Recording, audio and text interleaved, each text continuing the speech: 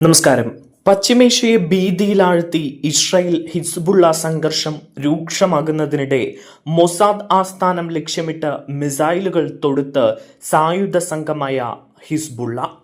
ലബനനെതിരായ ആക്രമണത്തെയും commander Ibrahim ഗുബൈസിയുടെ കൊലപാതകത്തിലുമുള്ള പ്രതികാരമാണ് നടപടി. ബുധനാഴ്ച രാവിലെയായിരുന്നു ആക്രമണം നടന്നത്.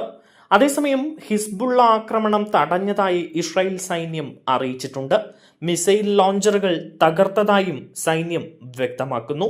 ടെൽ അവീവിലും മധ്യ ഇസ്രായേലിലും ബുധനാഴ്ച രാവിലെ സൈറണുകൾ മുഴങ്ങിയിരുന്നു.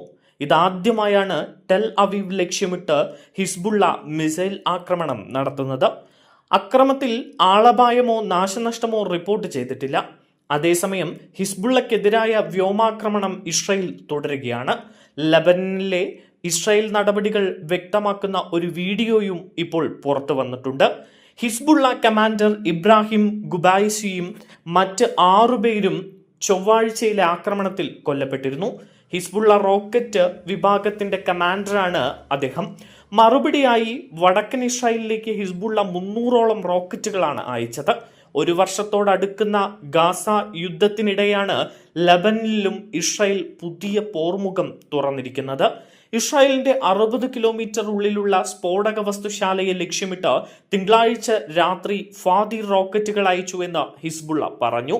ഇസ്രായേലിന്റെ ആക്രമണത്തിൽ പരിക്കേറ്റവരെ കൊണ്ട് ലബനനിലെ പല ആശുപത്രികളും നിറഞ്ഞുവെന്നാണ് ലോകാരോഗ്യ സംഘടന പറയുന്നത്.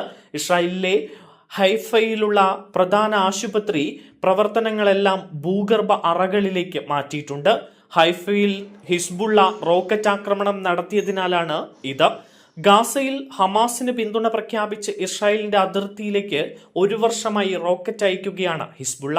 ഇസ്രായേൽ പ്രത്യാക്രമണവും നടത്തിയിരുന്നു. കഴിഞ്ഞ ദിവസം ഹിസ്ബുള്ള അംഗങ്ങളെ ലക്ഷ്യമിട്ട് പേജർ വാക്കി ടോക്കി ആക്രമണമുണ്ടായതോടെയാണ് സംഘർഷം വീണ്ടും കനത്തത്.